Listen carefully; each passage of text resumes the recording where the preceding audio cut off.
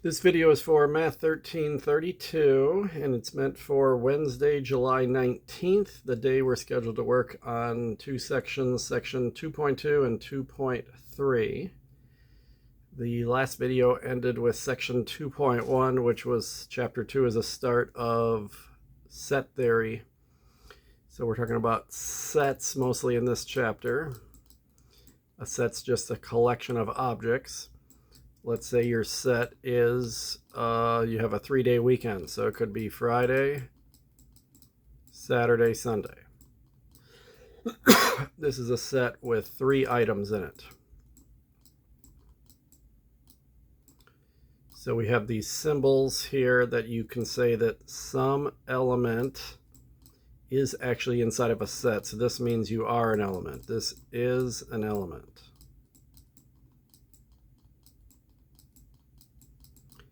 An example where that's true is you can say the object Friday. Friday is an element of this set right here. I'm not going to rewrite it, but normally you would rewrite that out and write Friday, comma, Saturday, comma, Sunday.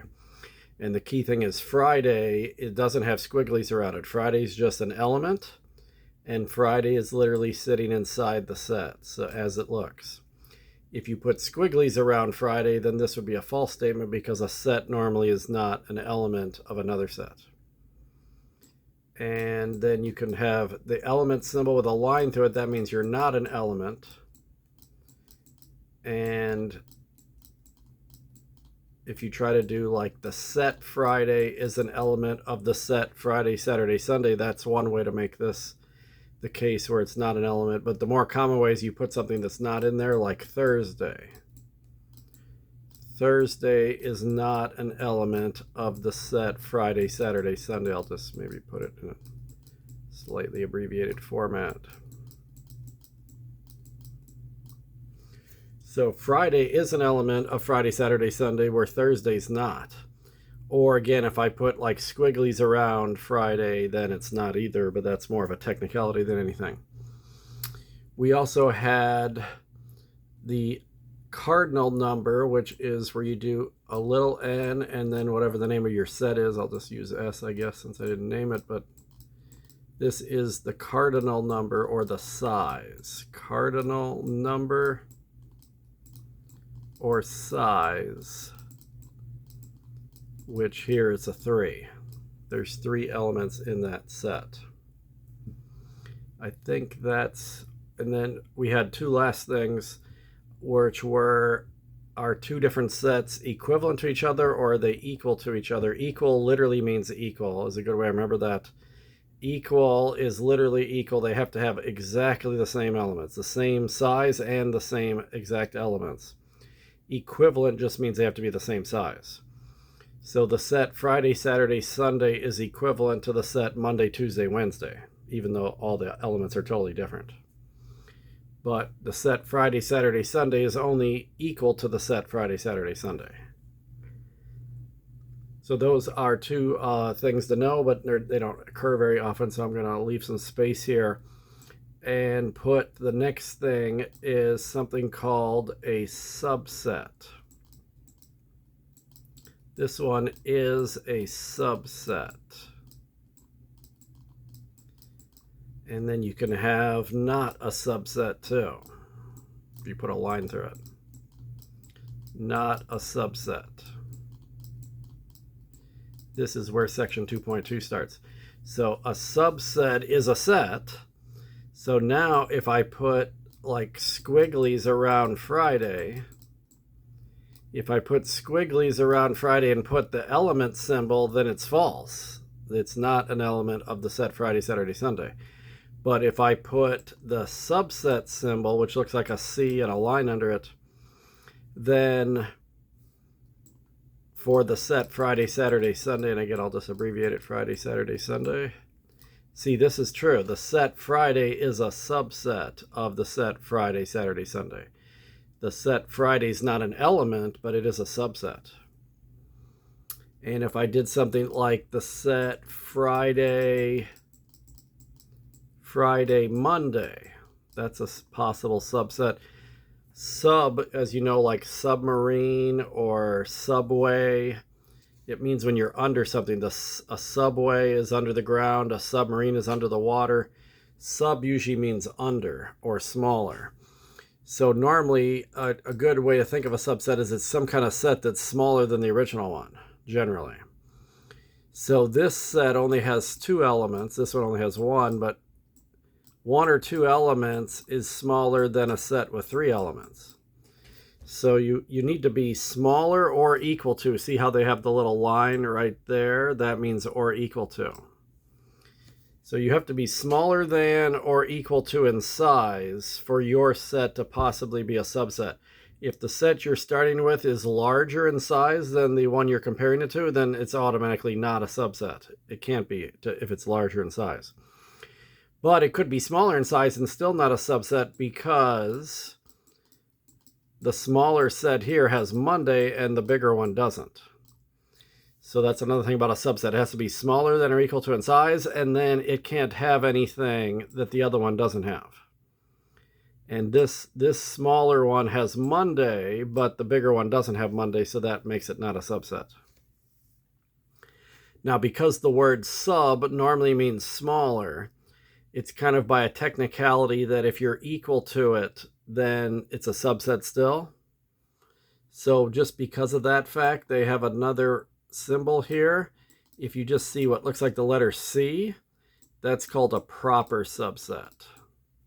It would be more proper to not include the equal ones. Proper subset means it's any subset that's only smaller than the original one, not equal to it. And really, that's the only difference. And then you can have a not a proper subset, not proper.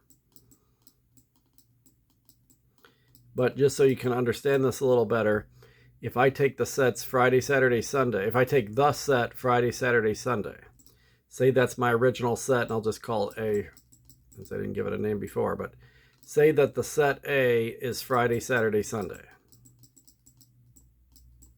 This is a set that has 3 elements in it. So the cardinal number of set A is 3. So any possible subset cannot have 4 more elements in it. Then it's definitely not. It needs to have 3 or less if you want to be a subset. So here are all the possible subsets. Actually, towards the end of this section, they're going to make you do this. But I'm just showing you an example now so you'll understand this better. Really, what happens is, since this is a size 3, what we want to do is size 0, size 1, size 2, and size 3. What are the ways to write sets in all those sizes? There's only one set that's size 0, and that's the empty set. The empty set is the only set that has nothing in it. And by rule, then, it's a subset of every other set, including itself, because it's always going to be smaller than or equal to any other set, and it's never going to have something that the other one doesn't have. So by rule, the empty set is a subset of every other set. Anytime they ask you to list subsets, you should just write the empty set down right away. It's always going to be an answer no matter what. And then we have 3 elements here, so I can do 3 different sets that just have a size 1. If I just let Friday on its own be a set, that's a subset of the original one because it's smaller than the original one and it doesn't have any elements the other one doesn't have. Same thing if you just do Saturday alone, or if you just do Sunday alone. And then you can do them 2 at a time. Like I could have a set that has Friday and Saturday in it. That's still a subset. And then I could do Saturday and Sunday. And then I could do Friday and Sunday.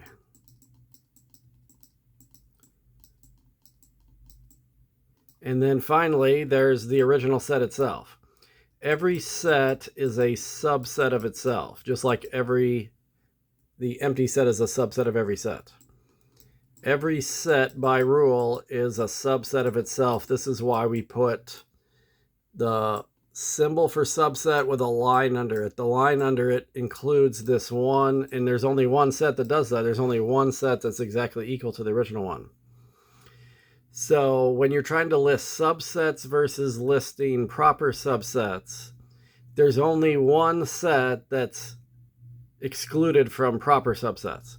So if you just take out the one that's equal to the original, if you take away the one that's equal to the original, all the remaining ones are proper subsets.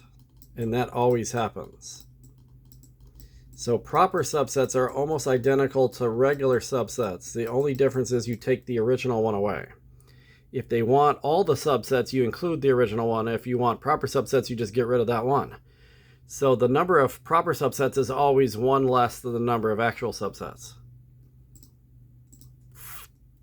Whoops, I didn't need to come here. Let's cancel that. I'm used to doing that in my other online classes. Okay, so we can just come right to here. Section 2.2 is what we're doing first today. And I just gave you a good explanation of what this whole section's about. So here's the first problem of section 2.1.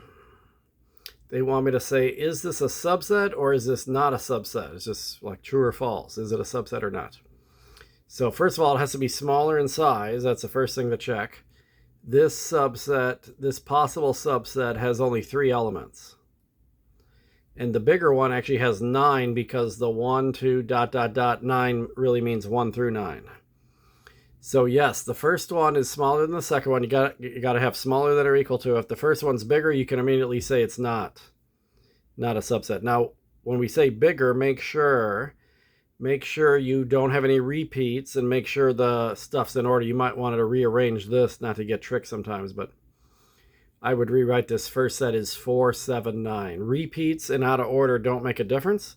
So you don't want to do that and confuse yourself. If you put repeats and put it out of order, then it's hard to tell sometimes if it's smaller or bigger.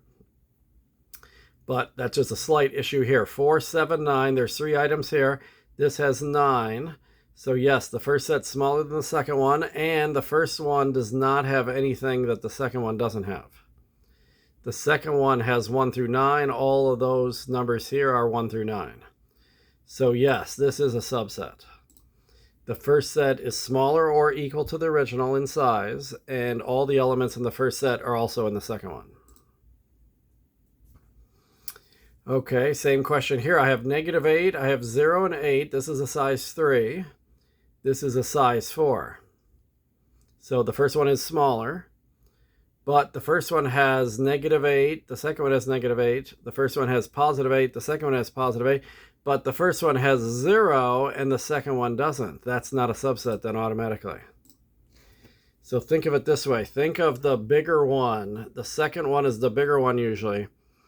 Think of the bigger one. That's like the king or the queen of the kingdom. And they have all the possessions that they want. So if you're the small guy out there in the kingdom, if you're the small guy and you have something the king or queen doesn't have, they're going to want it. So think of them, this is like the king that's jealous. The bigger one is the king or queen that's jealous, and if they see any peasant that has something they don't have, they're going to want it. So that's why you wouldn't be a subset then. So first, yeah, both of these, there's only 2 things here, and there's 5 days here, so it is smaller. So then all I have to check is, are all the ones in the smaller one over here? Saturday is in the smaller one, and yeah, the bigger one has that. Wednesday's in the smaller one, and there is no Wednesday in the bigger one. So the big guy is going to be jealous. He or she's going to want this Wednesday as part of their collection. So that's not a subset then. That's the most common way to not be a subset. The empty set is a subset of every other set, including itself. Automatically, you can just say yes right away, because it's smaller than any other set, and it doesn't have anything. If you don't have anything, then nobody can be jealous of you. So that's basically why it's a subset of every other set, but you can just get that one done right away. Now, see, this one's not a subset because the first set is a size 4 and the second set is size 0. the first one can't be bigger in size than the second one, otherwise the answer is automatically no. Plus, if this is the big guy, he's going to be jealous of the little guy because the little guy's got 4 things and the big guy doesn't have anything. So he's going to want their stuff. So this is just 2 different ways to write the empty set. But every set, whether it's the empty set or not, every set is a subset of itself if you have that equal to under it. That's why we write the equal to under it, because anything's equal to itself. So any set is a subset of itself. Not a proper subset, but it is a subset of itself.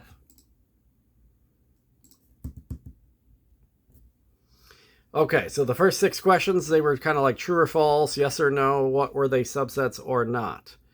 So now with number 7, we're switching to another concept.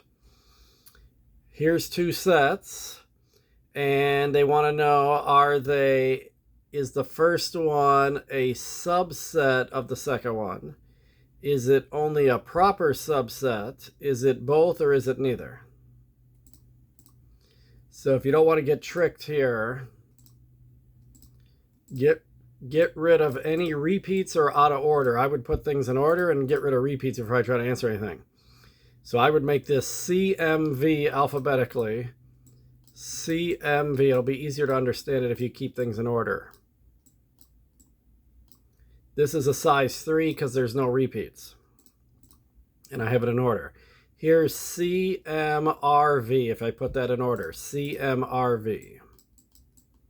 And there's no repeats here either. Generally, we don't write repeats in sets. Sometimes they do just to see if you're paying attention, but repeats don't matter, so technically you can put them and it's not wrong, but it gets confusing if you throw them in there, because then you might be tricked into what the size of it is.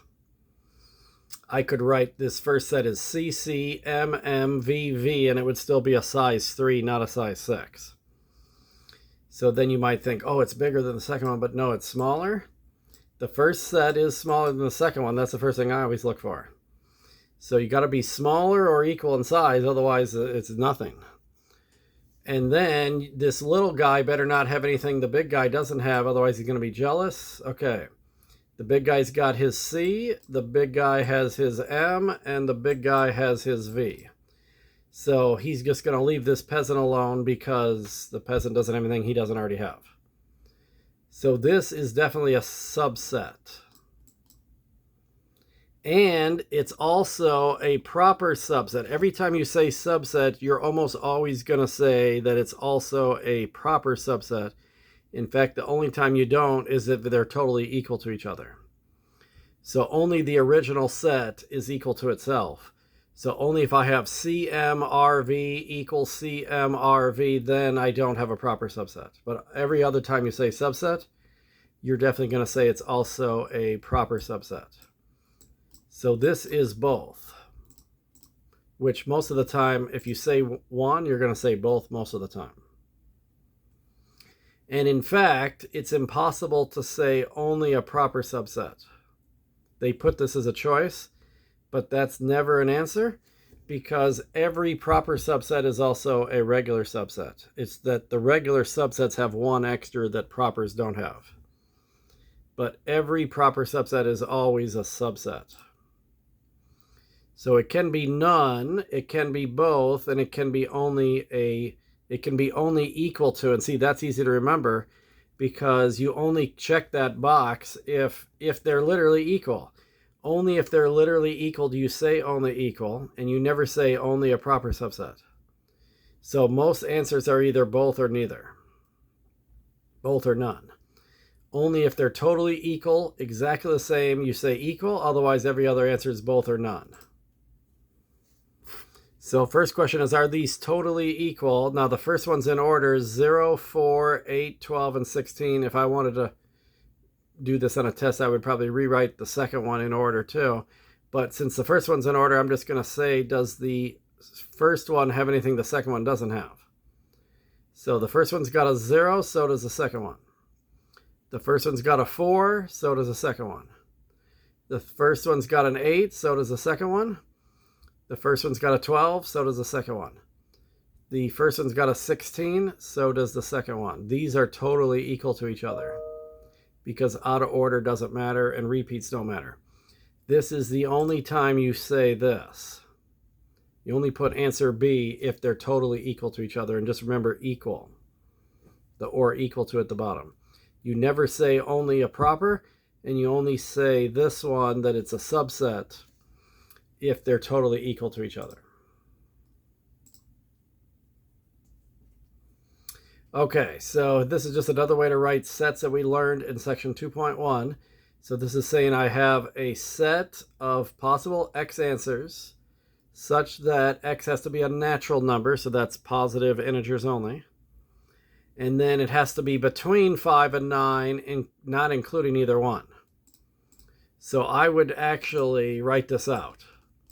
The first set is 6, 7, and 8. That's between 5 and 9 without including 5 or 9. The second set is between 3 and 8, including 3 and including 8. So 3, 4, 5, 6, 7, 8. This is a size 3, this is a size 6. So they're definitely not equal to each other. So A and B answers are out. It's not that it's only a proper subset, and it's not that it's only a subset. This is either both or neither. So it would be neither if there's anything here that the other guy, the bigger guy, doesn't have. But he has all three of those things. He has more than that, but most kings and queens have more than peasants. So that's fine. It's okay if the second one's bigger. But if the first guy, this little guy here, if he's got anything that the other one doesn't have, the other one's going to be jealous. That's a good way to remember this.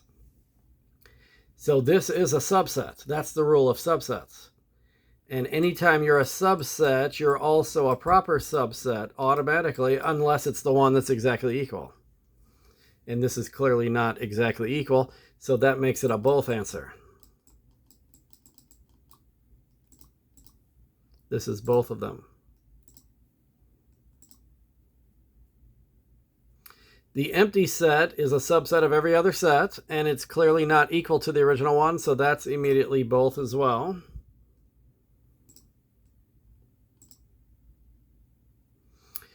The set 1, 2, 3 is not a subset of the empty set because the first set's bigger than the second one. And if you're not a subset, you're definitely not a proper subset either, so that's when it's none.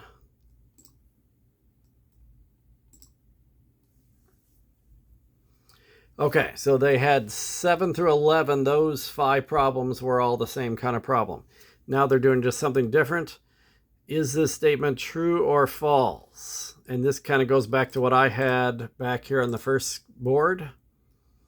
Do you know these symbols well enough? They love to make true-false questions using any of these symbols right here. So that's what's happening here is they have Indonesia is an element. That's the element symbol. Indonesia is an element of the set Malaysia, Philippines, Indonesia, and Micronesia. This is true because they didn't put squigglies around Indonesia, so it is an element, it's not a set. So this element, it's written properly as an element, first of all, and then it's actually in there. So that really, you need to be in there, but also we got to watch out for technicalities. If they give you a set, is that an element of another set? Usually the answer is no, because a set can't be an element of a set normally. So this is true because this symbol means you are an element, is an element of, and Indonesia is actually in there. So it is an element in there. So they could write like Canada. Canada would be an element. If it's written just Canada, then it's a possible element, but it would not, this would not be true because it's not in this set. So you have to be in the proper form, and then you actually have to be in there. It really takes 2 things for that to be true. So Philippines, is that a subset? See, this is automatically false because the Philippines, the way they wrote it, it's not even a it's not even a set. You would need to have squigglies around Philippines to even possibly have this be true. And then it still might not be true at that point. But an element is never going to be a subset of any other set. So this is automatically false. That symbol means you are a subset of. And Philippines is actually an element. It's not a set. It's an element form, not set form, because you're only a set if you put squigglies around it. That's why the squigglies are so important. See, this one's got the squigglies. So it's got the squigglies around Chris. That makes this a set and not an element. So it's asking, is Chris a subset of the set Peter, Lois, Meg, and Chris? And yeah, so this is the symbol for a possible set. And it's in there. And this set is smaller than the other one. So this is a subset. This is true. So this symbol means is a subset. And this set is actually a subset. It's actually a set, so it can be a subset. But without the squigglies, it's not even a subset. It's not even a possible subset. The empty set, see how we call that? Empty set. This one's saying true or false. Is the empty set a element of some other set? No, it can't be because it's a set. A set is mostly not an element of another set. There's one exception to that, but usually it's not. So here, the empty set is definitely not an element. It's not, because you'd have to have the empty set inside of this thing, and it's not in there. So this symbol means is an element, but this symbol is a set. It's the empty set. So it's actually some kind of subset, possibly. Or is there more choices down here? Yeah, is a subset of. So it could have been a subset of, but they didn't put the subset symbol as the problem. That means an element. This is, oh man, is there empty set here? Element, not equivalent, not an element. Not equal to, not a subset of. Okay, so I guess I thought they were asking what does this actually mean? But I think they're asking what is it in relation to this problem? The empty set is not a subset of this given set. Well, actually it is. But it's not an element, I guess, is what they want. Sometimes you have to think a little bit, what do they want you to put here? But because the empty set would be a subset of that, but the problem is they didn't put the subset symbol.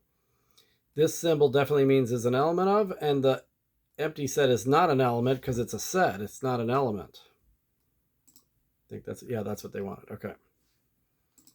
That was a little confusing there, but we got it. Okay. Here's the one exception to that. Normally, a set is never going to be an element of another set. When you see that there's a set first and the element symbol, usually the answer is just automatically false at that point. The one exception is when you have sets inside of sets. So by technicality, this is true just by the way they wrote it. If you have the set 2, normally once you see element symbol, that's normally false immediately at that point. But that would be automatically false if they just put one set of squigglies and then wrote stuff inside of here, normal stuff. But the reason they turned this back to true was inside the set they have other sets. These have sets inside of sets. So this is the big symbol for I have a set of things, and the things that I have are sets themselves. You normally don't see this, but here we have sets inside of sets. So this is actually true because literally this thing, as it looks, is literally sitting inside of another set. That's what technically it means to be an element, is whatever you look like, you're sitting inside of another set. So this is true because this is sitting inside of another set because they have the double squigglies. That's what makes it true. Without the double squigglies, it would be false. If they wrote this, which they had in the last section, we actually saw this in the last section. In the last section 2.1, they actually wrote this. This is false because this, as written, is not sitting right there. This is just a regular 2, and this is the set 2. But the set 2, there is a set 2 sitting in there. That's this one's kind of like by a technicality, this one's true. But usually that doesn't happen. Usually you just have one set of squigglies and the stuff inside doesn't have squigglies around it. So usually if you see a set and then the is an element symbol, it's almost always going to be false at that point. You just have to make sure they don't have sets inside of sets. It's the one exception. Okay, so see this kind of problem right here. The ones that have the line through them can be tricky to answer when it's true or false. Here's what they did is they put the subset symbol with the line through it. And then they intentionally wrote this one out of order. Now it's small enough that maybe you can do it even out of order, but as usual, I would put it in order first. And whenever I get the line ones like this, I always do it without the line first. So I asked myself, forget about this for a minute. Let's do this one that doesn't have the line on it. It just has the regular symbol. Would this be true or false if I wrote this way? And then whatever I answer, the other one is going to have the opposite answer. This, as written right here, is true because of the equal to. These are two identical sets that are literally equal to each other. This is what equal means, is when they're totally identical. They're not just equivalent, they're equal. And if two sets are equal, that's what subset allows. The symbol subset allows for the equal one. When you don't put the equal to line under it, then it's everything except for the equal, and it's only the smaller ones, only the smaller sized ones. So this would have been true if they didn't have a line through it, but since they do have a line through it, that makes it false. And see, it's hard to answer this directly because it's hard to say it's false to say that this is not a subset of this because they're actually equal to each other. And it gets confusing to have a double negative sometimes. So if that helps you, try to do it without the equal to line, without the not equal to part. And then whatever you answer, the other one will be the opposite. So I'm going to do the same thing here. Here they have the number 0. They have the element symbol with a line through it, and then they have the empty set. So if I get rid of the line through it first, I want to answer this first. Is it true or false that 0 is an element of the empty set? Now 0, the way they wrote the 0, that could be an element of something. That's the proper way to write an element normally. So just by the way it looks, it's possible the answer could be true. But this answer is false because the empty set doesn't have anything. That's why we sometimes write the empty set with empty squigglies, nothing inside. So 0 is literally not in here. So it can't be an element unless you're in the other set. So without the line, this would have been false, but since they put the line through it, then I switch it to the opposite answer of true. This is true.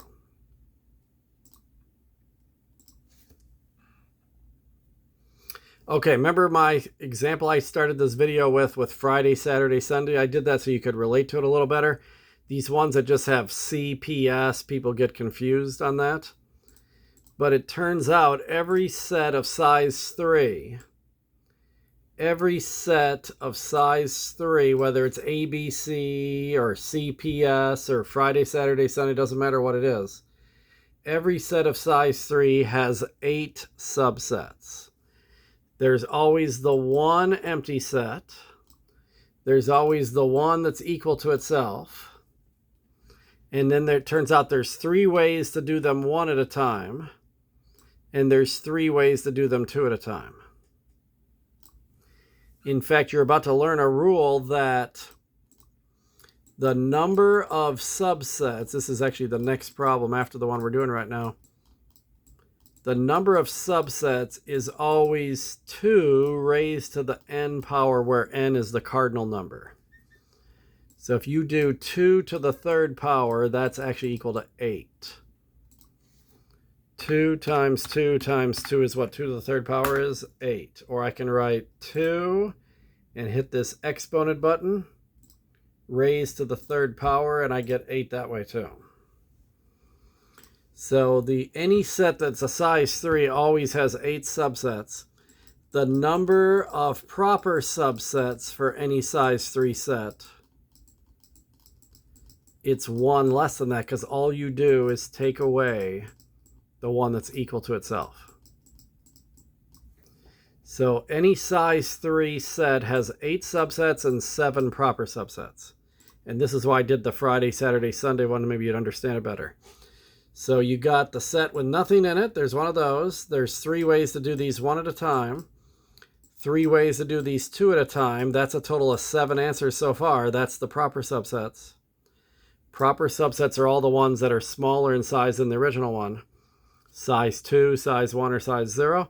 And then there's only one way to do equal to yourself. There's only one way for a size 3 to be equal to itself, is to be a size 3 and have all the exact same elements.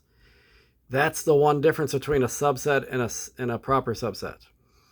A subset allows for the equal one, and a proper subset doesn't. So if you want proper subsets, you just get rid of the equal one. And that's why most of the answers are both when they ask you, are you only a proper subset or only a subset? Usually the answer is both, because every set is both except for the one that's equal to itself. So we need to have 8 answers here. If they're asking for subsets, they're not asking for proper ones. They want all the regular subsets. This is a size 3. There better be 8 answers. 2 to the 3rd power is a rule you're supposed to know. 1, 2, 3, 4, 5, 6. Choice A's only got 6. In fact, it's got all 3 of the size 1s and all 3 of the size 2s, but it's missing the empty set and the full set. This one's got 1, 2, 3, 4, 5, 6, 7. This one's got everything but the empty set. And this D has 1, 2, 3, 4, 5, 6, 7. That's missing 1, 2. This is the D answer is actually the proper subsets. Here's all 7 of the proper subsets. We got the one that's size 0. We got 3 that are size 1, and we got 3 that are size 2. The answer is C, because then you also need to include the one that's size 3. You need to include the equal one if you're going to do regular subsets and not proper subsets. So now they don't want you to list them all, because actually it would take a long time. Now they want you to just tell them how many subsets would there be, and then they're going to ask you the proper subsets after that. So count your size of your set. First, make sure it doesn't have repeats. And it helps if it's not out of order, but this is easy to put in order. 1, 3, 6, and 17. 1, 3, 6, and 17 is a size 4 set. So the last problem of this section, my cardinal number is 4. So the rule is number of subsets it's always 2. 2 to the 4th power. 2 to whatever size it is. 2 raised to the 4th power. Or you can do 2 times 2 times 2 times 2 4 different times. If I wanted to list them all, it would turn out there would be 16 of them. That might take a while to do that. But it's easy to count how many there should be. It's always good to know this, even on the problems where they ask you to list them all. By doing this first, you can make sure you have them all. If you're supposed to have 16 answers and you only have 13, that tells you you're missing a few of them. Or if you put 17, then you've put too many. So then you just do whatever it was minus 1. The proper always 1 less than the regular subsets. And one thing I want to point out too on my list here, if you put, where did I have them all? Here. If you put Friday first and Saturday second, putting Saturday first and Friday second is not a different one, because remember, order and repeats don't matter. So sometimes on a test, when students are asked to list all the subsets, somebody will put Friday, Saturday as one of their answers, and they'll put Saturday, Friday as another answer. That's not another answer. You've put the same answer twice if you're doing that. So there are 16 subsets, and that means 15 proper. automatically. So now I have 100 on this assignment. I can save it. And now in my list of assignments, I don't know why it does that sometimes, but let me come back here. Assignments. If you get an error message like that, sometimes I'll just click on something else and then click on it again. Okay, so that's section 2.2. We're done with that now. So one more section for today, 2.3. This one also has 20 questions. We're now going to work with multiple sets at a time. There's 3 main concepts in this section. Okay, so this section starts off with, and maybe I'll do, is there one with numbers? The number one, yeah, the number ones are always better. They're easier to understand. I'll come back to that one in a second. But what's happening here is you have what's called a universal set, where they put the letter U. U stands for universal set. And they happen to do 1 through 20, but it can be whatever you want it to be. So that's just a made up universal set, 1 through 20. It could have been 1 through 10. It could have been 1 through 5, anything. It could have been 10 through 20. It doesn't even have to be 1 through anything. So here's a universal set that's 1 through 20. For whatever reason, set C has these numbers. And in whatever they decide the universal set is, that's your whole world to work with. So no other set that they give you or you try to find could ever be bigger than the universal. That's defined in this given problem as the biggest possible set. So the universal has 20 numbers in it. This set C has 1, 3, 5, 7, 9, 11, 13, 15, 17, 19. It has 10 numbers. It's got all the odd numbers. So there's 3 concepts in this section. Where's my board? Here it is. The first thing is you have a universal set, and then this has got everything you care about at the moment. And then there's going to be sets A, B, C. They use A, B, C mostly here, but I'll just do A. A will be a subset. It'll either be smaller or equal to the universal. So, and then there can be a B and a C that are also subsets. So you're going to see either 2 or 3 subsets of the original one. 3 concepts. You can do A with an apostrophe, or like this problem that I was doing had C with an apostrophe. The apostrophe, a good way of thinking about that, it's actually not A.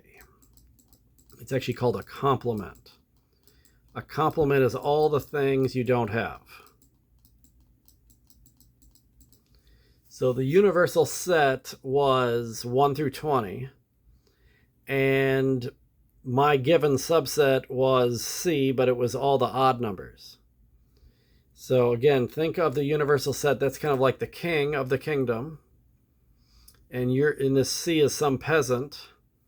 Usually the king has more than the peasants have. So the peasant's sitting there thinking to himself, look what I got. I'm pretty well off, but look at the king. What has he got? What does the king have that I don't have? That maybe you want to be the king someday. So I got to get what he's got if I'm going to take his place. So not C literally means what are all the things in the universal set that C doesn't have? What is not in the set C? C's got 1, but it doesn't have 2. It's got 3, but it doesn't have 4. It's got 5, it doesn't have 6. In other words, it doesn't have all the even numbers.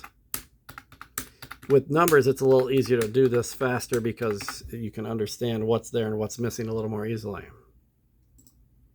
Most of the ones I put on tests have numbers in them. Go back to question 1 now. When there's letters, it's a little harder, but the universal set has 1, 2, 3, 4, 5, 6, 7 objects. And it looks like they're alphabetically in order and there's no repeats. I would always check for that first. Here's some peasant of the kingdom. This guy or girl only has 1, 2, 3, 4 things. So the king or the queen, he or she has 7 and the peasant's only got 4. The peasant's missing 3 things. That's what not A means. What does A not have that the king or queen has? The peasant has an O and so does the king or queen. The peasant's got an R but didn't have the P or the Q. So the peasant's missing P and Q, and it should be missing one more thing because I could count the sizes. The peasant's got the T and the U, but they don't have the S. So that's what they're missing, is the P, Q, and the S. So most students find these complements very easy to do. The complements is the easiest thing actually here. You just list all the things you don't have. So same deal. What if the universal set is 1, 2, 3 all the way forever? It doesn't have to stop. The universal set can be all natural numbers. And then that's the king or queen. And now the peasant, she's got 2, 4, 6, ... She's got all the even numbers. Well, the queen's got every even and odd number. So the peasant's missing all the odd ones, which would be 1, 3, 5, ...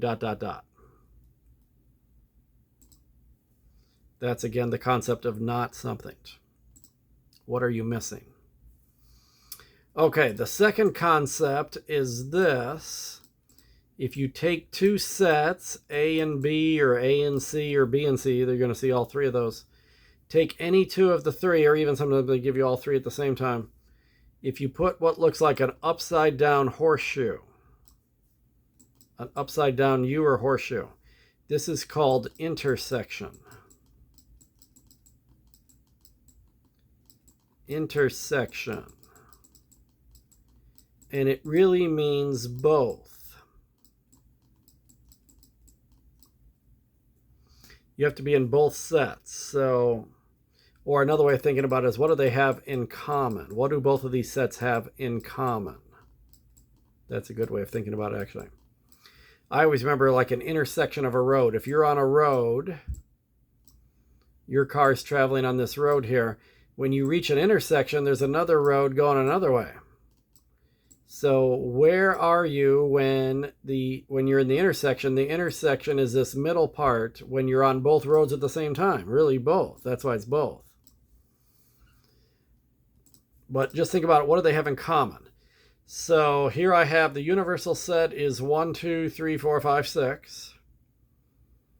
And then so none of the other subsets can be bigger than that. And notice they're both smaller. A has just got 4 items and B has 3. The universal's got 6. So they want me to do A intersection B. And intersection also, did I add it here? No, it also means and. This is kind of an and case. Which numbers are in both of these, A and B? But the best way to handle these is just, what do they have in common? What do A and B have in common? What's in both A and B at the same time? A and B both have a 1, and they both have a 2. But A's only got 3 and 5, and B's only got 6, and neither one of them has 4. So the intersection is only the ones they have in common, only the ones that are in both. Only 1 and 2 are in both A and B. And while you're doing this, you don't even need the universal other than it's defining what's possible. Really, the universal is just your whole world to work with. So I don't even need to look at the universal to do this problem. Sometimes you'll need to, but here you didn't even need to look at it. Okay, so I was intentionally, sometimes I forget to give you the magic word of the day, and if I do, it'll be at the end of the video, but today I was intentionally waiting until another point of the video so somebody can't just search for it and not watch the rest of the video. The magic word of the day, you kind of maybe know the theme of this week. Since we live in Houston, that's why I picked this theme. So if you got the first 2 magic words, here's another word that's kind of related to those 2. Here is everybody's former favorite planet, the former planet Pluto, which is now a dwarf planet. So for getting credit for watching this video, send me an email or reply to one of my emails. And all you have to do is in the subject, write magic word of the day and put today's date. Magic word of the day for Wednesday, July 19th. Wednesday, July 19th. Put that in the subject. Magic word of the day, Wednesday, July 19th. And then all you have to put in the body of the email is Pluto. P-L-U-T-O, Pluto. The former planet Pluto. That's our third one so far. And then we'll have one more video this week, tomorrow on Thursday, and then that'll be the final magic word of the week. If you send me all 4 words of this week, you'll get 100 for that grade for the week, which is 10% of your grade. If you only send 3 of the 4, you'll get a 75. 2 of the 4, you'll get a 50. 1 out of 4, you get a 25. And those few students that never send them to me, they get a 0 every week. And now their maximum grade is only going to be a 90 because it's worth 10% of their grade. Okay, the last major concept here in this section is the opposite of an intersection is called a union. Now, the only unfortunate thing, this might be confused with the universal symbol. Think of it as a right side up horseshoe is a better way of thinking about it maybe. When I write these, see how I wrote this? I make this clearly the letter U with the little tail sticking out. That's a letter U, that's the universal. This kind of a U is more like a horseshoe. That's a symbol for union. But apparently, MyMathLab, they're doing this for both the universal and the union, and then you might be confused which one it is. A union means or. And it's really, the best way of thinking about it is you want one of each. Oops, I should have put the word of here. One of each. I need one of each element that's in either one of them. And what I usually do is, if I'm trying to do A union B, now don't let this union symbol here confuse you with this U for the universal. The universal set is 1 through 6 here. A's got 2, 4, 5, 6. B's got 1, 4, 3. Notice it's even out of order too. They'll sometimes do out of order and repeats to mess up with you. What I do is, first of all, there is no repeats at least. So if there's repeats, I would definitely get rid of them. If they're out of order, if I was taking a test, I would put them in order before I tried to answer anything. But then when I get a union problem, I always look at the sizes. A is a size 4. B is a size 3. If one's bigger than the other, then I immediately put down all the answers of the bigger one. Because a union is one of each unique item without it putting any repeats in the answer. So it always contains the larger of the two. Unless if they're equal in size, then you just pick one or the other. But if one's larger than the other, just immediately put all the answers of the larger one down. They're going to be in the union no matter what. Then go back to the smaller one and grab any number you don't have already. I don't have a 1 yet, and just to put things in order here, I'm going to put that in the front. It's always easy to adjust in the end like this. So I didn't have a 1 yet. I do have the 4 already. We never put repeats in the answer. And then the 3, even though that was out of order, I'm going to put it in order. And we don't have that yet, so I need to add it. So sometimes it turns out that A union B is equal to the universal set. Between these two, if they think of like you're collecting baseball cards or you're collecting stamps or something like that, collectors might find these problems easy to understand. If you and your friend or you and your sister or you and your brother, if you pool your collections together, sometimes you can get all of them. Like you collect the toys out of a cereal box when they give toys to kids. Maybe between the 2 kids in the family, they have all the possible toys that come out of the cereal box. But the universal set is all that exists. So you can't get something out of a toy box, out of a cereal box that they don't put in there. Okay, so next, here's how you should do these. Now I got to do this a little slower because they're going to start combining these concepts together. So here's a universal set. I'm just going to write 1 through 7 because it's clear what that is. A is 1, 3, 4, and 6.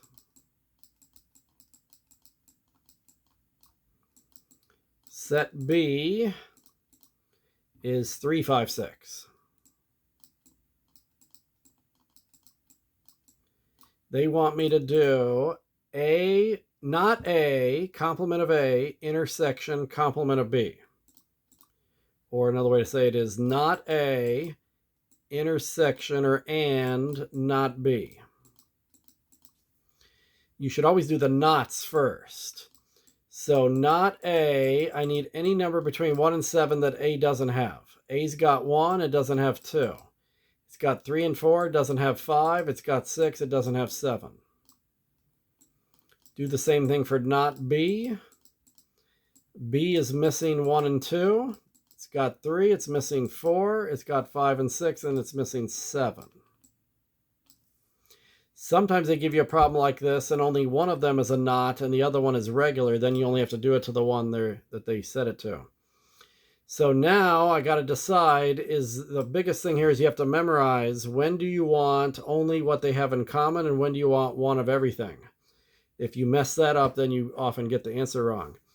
This is where you want what they have in common.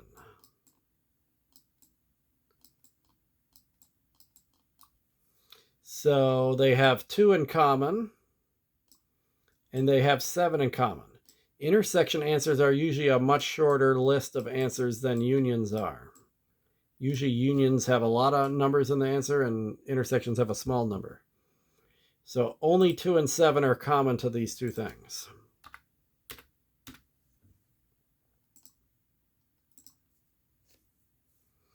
Okay, here's a weird universal set. It's got 3, 2, 15, 12, 5. See, it's all out of order. I would just stop immediately. If you do it that way and can get the answer right, that's fine, but it's going to just be too confusing.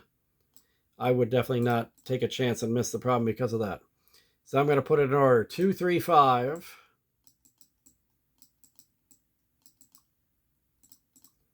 2, 3, 5 are the single digit numbers. There's a 10, a 12, and a 15.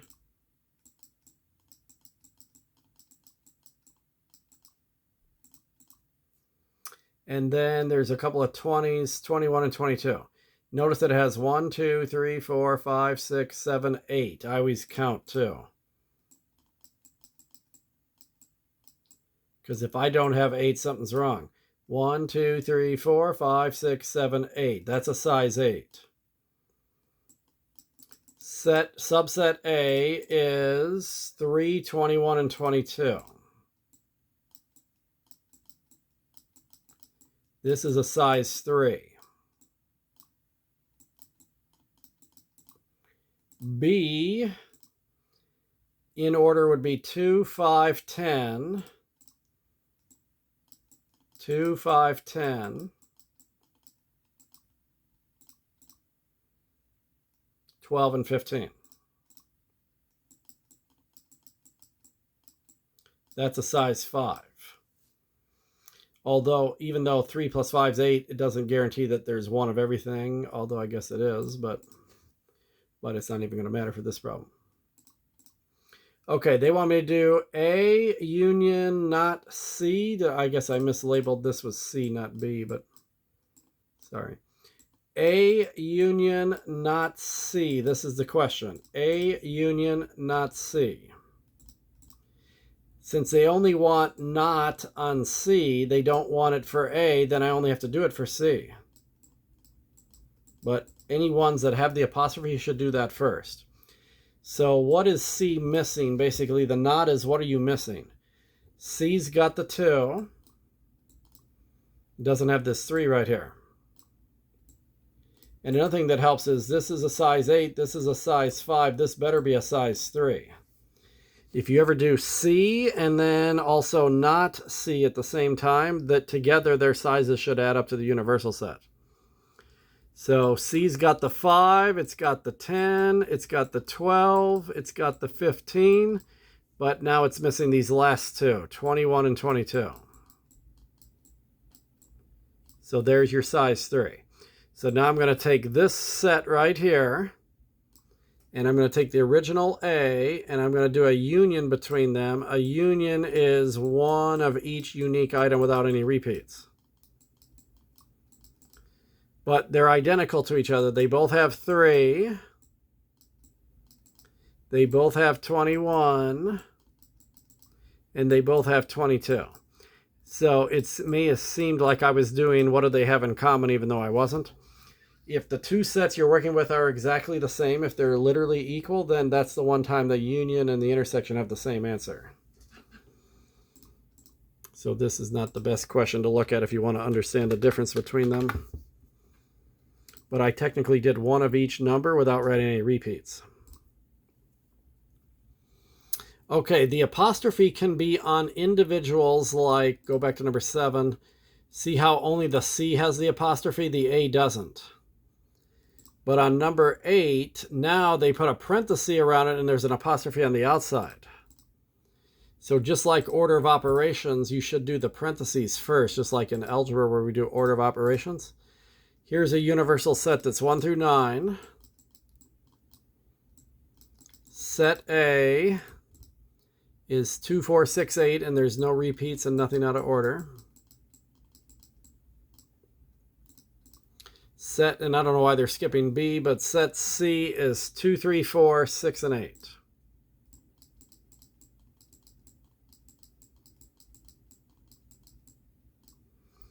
So we're trying to do A intersection C in parentheses. So the parentheses means I do that first. Usually you do the apostrophe first, but not when it's on the outside of a parenthesis. So A intersection C means what do A and C, without just working with their originals, what do A and C have in common? They both have a 2. They both have a 4. They both have a 6. And they both have an 8. So the answer would have been 2, 4, 6, 8 if there was no apostrophe on the outside. But now, since there is an apostrophe on the outside, then I'm going to do this step last. And I'm just going to take anything now that's in the universal set that I don't have already.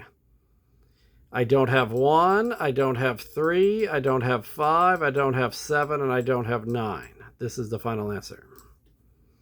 It's all the odd numbers. It doesn't always work out that way, but since I ended up with only even numbers, then the complement is all the odd numbers. But unlike the previous problem, now I have apostrophes on individual ones only. So then you should do the knots first, and you'll do the union last here. So problem number 9, the universal set, I think it was 1 through 7 or 9, 1 through 7. Set A was 1, 2, 6, and 7. Set C is 1, 4 through 7.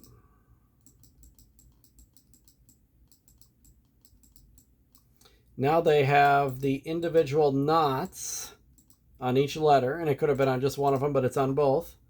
And then they want me to do a union. So I need to do both knot A and knot C.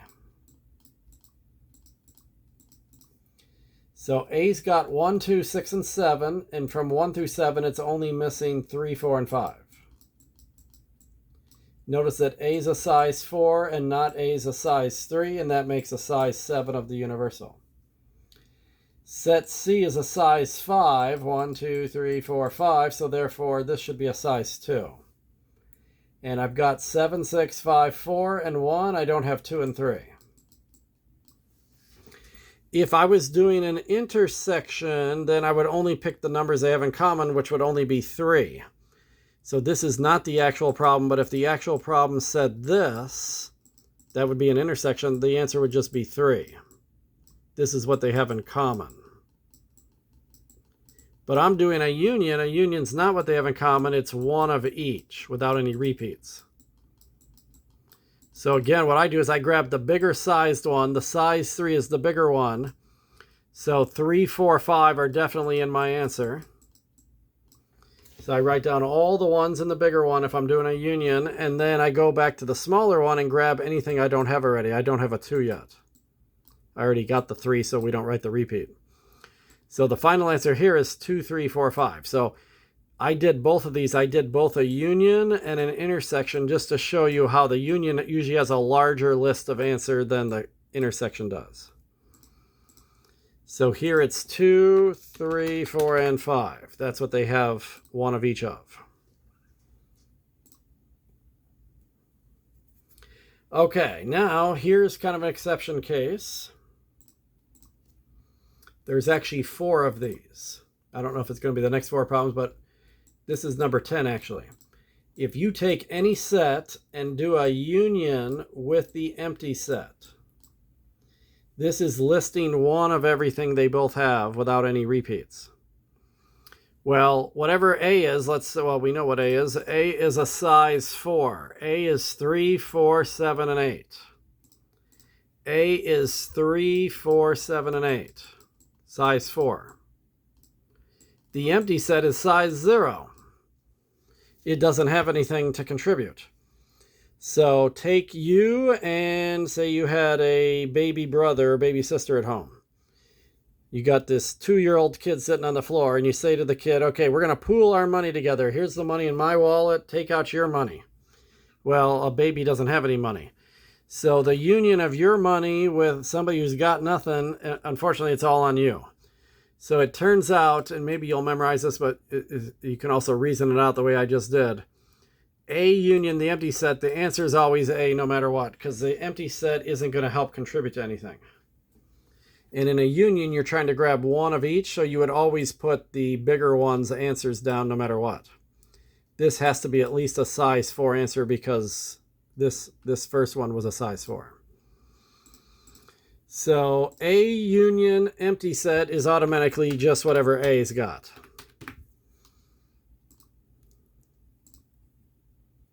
Yep, and here's the opposite case. What if you get an A intersection with the empty set? Well, this is what do they have in common? So all the money in your pocket, what do you have in common with the money in the baby's pocket? The baby doesn't have any money in their pocket. So if I have 3, 4, 7, and 8, and this is nothing, it's not 0, it's literally just nothing. What do these have in common? They got nothing in common. So the empty set is the answer.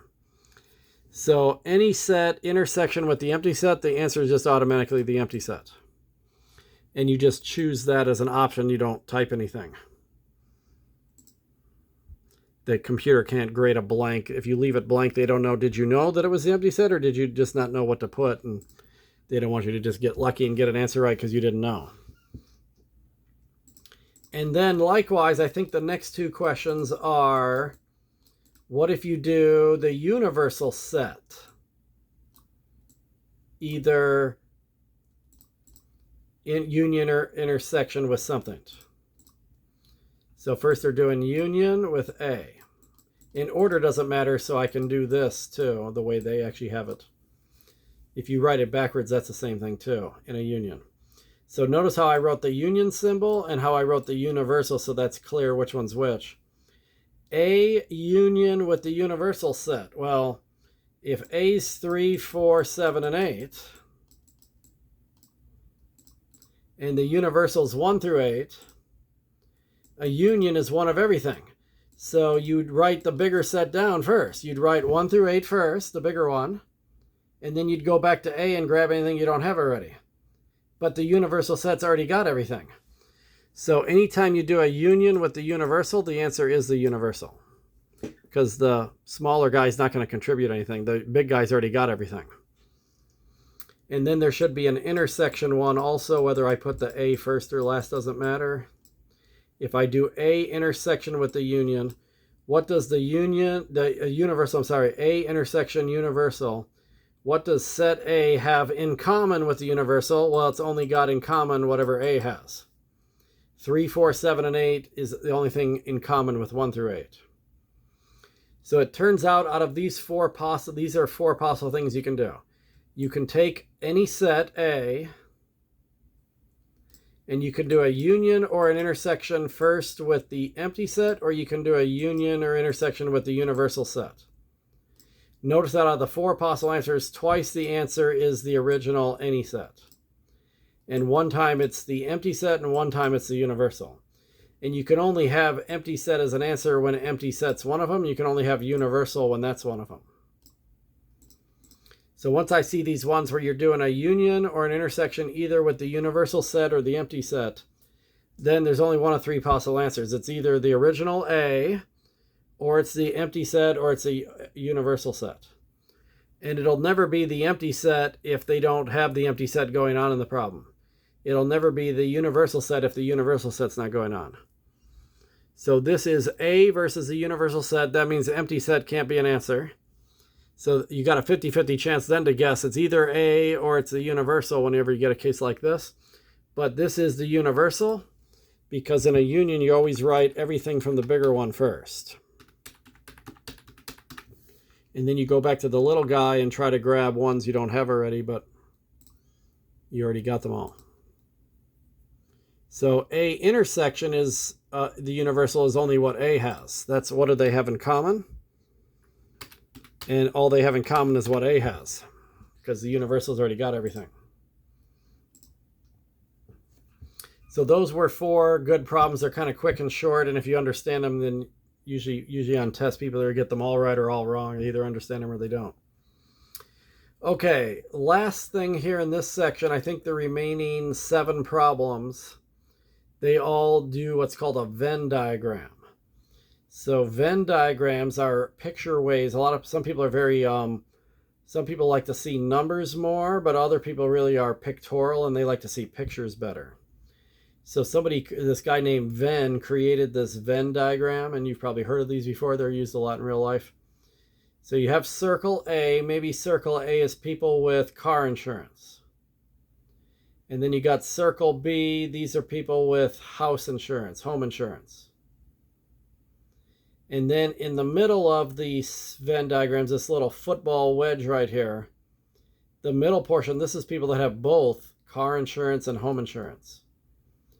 And then anything in the universal box, but outside of either of the circles, that's people that don't have either.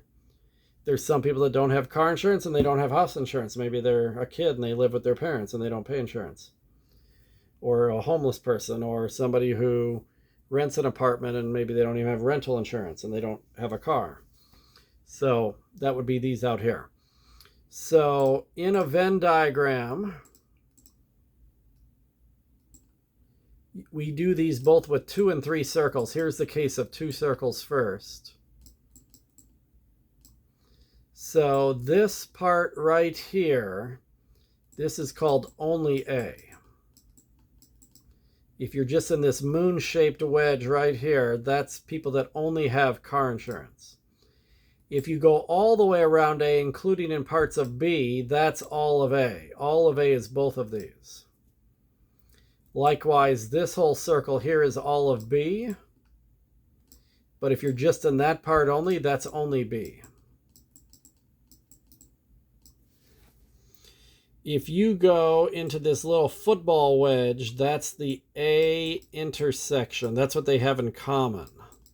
This is what they have in common. And then the union is one of each without any repeats. So what that is, that's all the way across all the circle. If you go all the way across all the circles, that's the union. Because you got these 2 parts of A and you got these 2 parts of B, and then we don't write the repeats, so what we're writing is one of each part of any circle. So when they want me to do A intersection B, there's 2 ways to do this. One is some people are going to know that that's the middle wedge only. So if you know that, it's very easy to say, oh, okay, I'm just looking in the middle there, 7 and 11. It's that easy. Now, unfortunately, on a test, you might forget, oh, yeah, well, I know one of them's the middle part, but I don't remember, is it the one that's the horseshoe or the upside down horseshoe? So that could happen to anybody. So another way to do it is if you take the circle A, which had 1, 6, 7, and 11, that would be set A. You could just write that down, 1, 6, 7, and 11. And then set B is all the way around the circle B, 7, 11, 13, 17, and 21.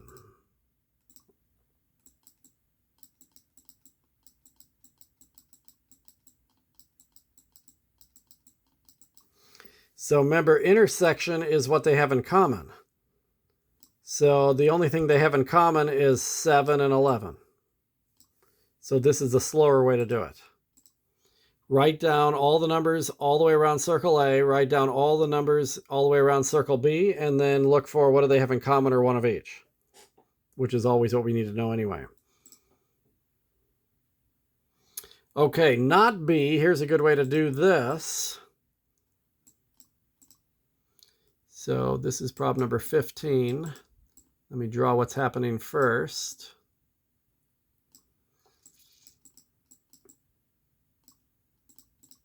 We got 1, 6, 8, and 10. 1, 6, 8, 10, 14, 17, 20.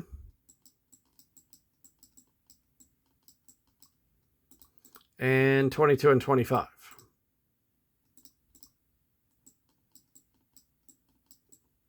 So inside the big box, this is the whole universal set right here. Answers can only come from that. So if they were to ask you what is set B, here's the slower way to do it. Set B, you would just write every number that if you just go all the way around the circle B, even if it's in other circles, that's set B. There's a difference between B and only B. These three right here, let me do this in a different color. These three right here, this is only B. That's not what I'm doing right now. I'm not doing only B, I'm doing B. B is all the way around, anywhere that B stretches to. So B is 8, 10, 14, and 17, and 20.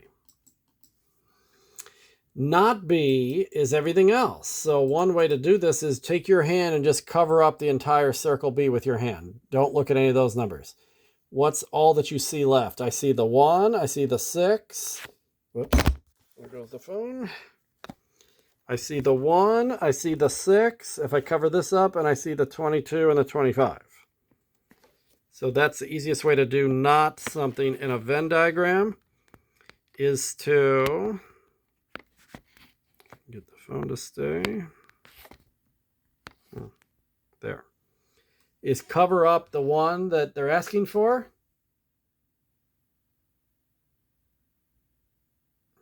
Trying to see if my phone looks like it's sliding ever so slowly. I don't want it to fall there. Okay, and then all the remaining ones. 1, 6, 22, and 25. And I could have also written down every number once as a universal set and then done it that way too.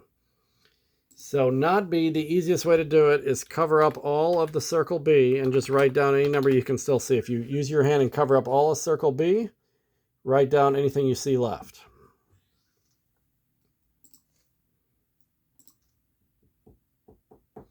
Okay, so now the one issue here is every time you do a new problem, it basically has the same picture, but all the numbers are different. You got to start all over again most of the time, although many of the numbers are the same. So we still have 1, 6, 8, and 10 like the previous problem. But now they changed this to 13, 18, and 19.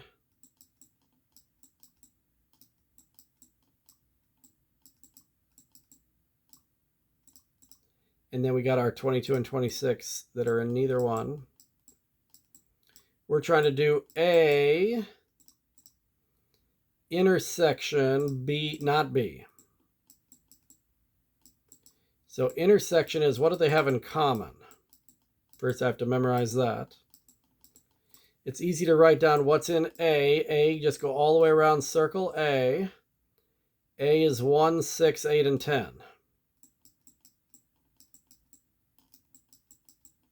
And do not be the same way I just did the previous problem. Use your hand, cover this up, and I see 1 and 6, and I see 22 and 26.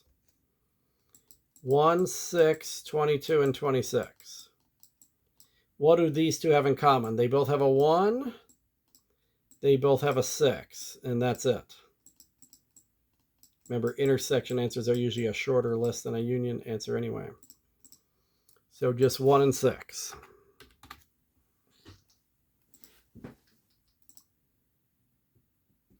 Okay, then the only difference here is it says number of elements. Remember that little n means number of elements. So they don't want me to list them this time. They want me to count them.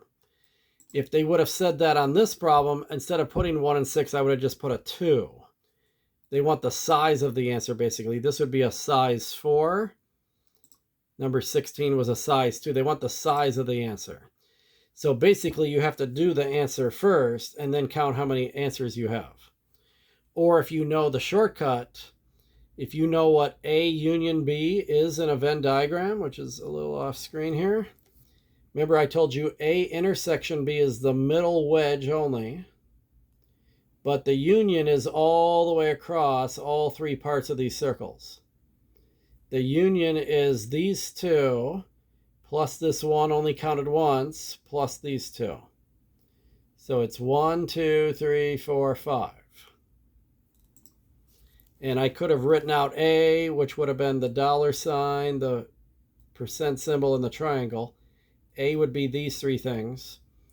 B would be the triangle, the word 1, and the word 6. That has three things. But notice this answer is not 6, it's 5. Because if I did a union, I wouldn't write the repeats. I would just write one of each thing, one of each unique thing. So that's 5. So here they want the number of elements that are not in A. So the best way to do that is cover up circle A with your hand. How many things you see left? I see this 3, 5, 8, and 18. So I'm seeing 4 things. The cardinal number here would be 4. So you're basically doing like the earlier problems, but then you're counting how many are in there. And they just had a couple of those problems. Okay, so we got 2 problems left, and now apparently they're just making it a little bit longer on number 19. So this one we can't really do any shortcuts here.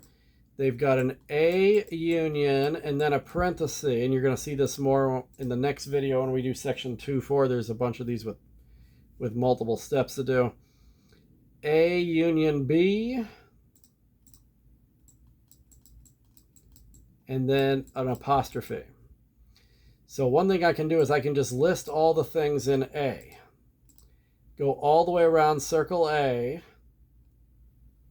Anything in that circle, list it. 3, 4, 9, 10, 15, and 18.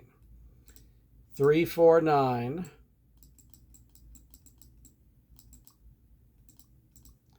3, 4, 9, 10, 15, and 18, because I'm going all the way around A, including the 15 and the 18.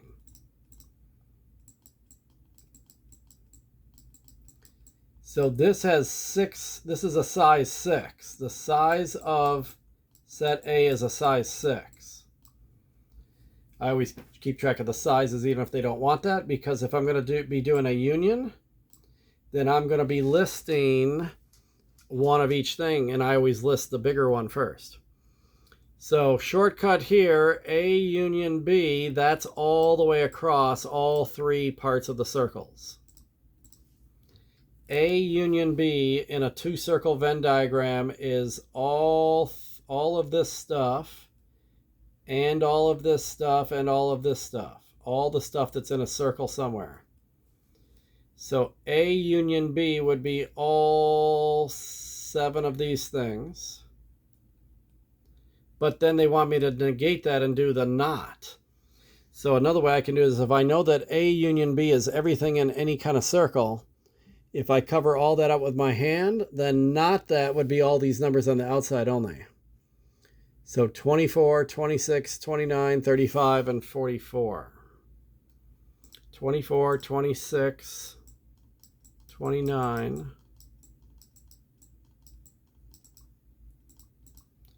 35, and 44. This is a size 5. The number of elements in this bigger set that's been negated is 5. So whenever I'm doing an overall union here, I want this union where I want one of each. It's not what they have in common. This is one of each. Whenever I'm doing one of each, I always write down the entire bigger one. No matter what, all 6 of these have to be in the answer. No matter what, I have to have 3, 4, 9, 10, 15, and 18. Then I go back to the smaller one and I start writing down any one that I don't have already. Well, I don't have any of these already, so all 5 of them are going to be included too. If any of them I already had, I would not write them twice because we never write repeats in the answer. So if you have 2 totally different sets and you're doing a union, the union is all of them. It's literally one of everything. Usually the 2 sets you're doing a union to have some stuff in common and some stuff that's not in common. Then it's a little trickier to do that, but if I was doing an intersection here, what if I had this exact scenario with this intersection this? The answer would be the empty set because they have nothing in common. That can happen.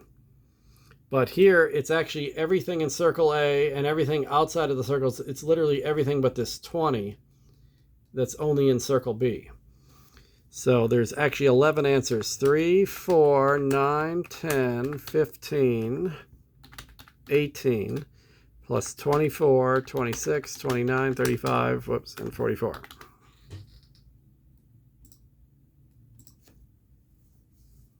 Okay, and then this is the same thing, except they have names of people in the circles rather than numbers or symbols. So some students studied on a Saturday for whatever class they're in. Anybody in circle A studied on Saturday. That would be Hannah, Anya, and Josh. If you're in circle B, you studied on Sunday.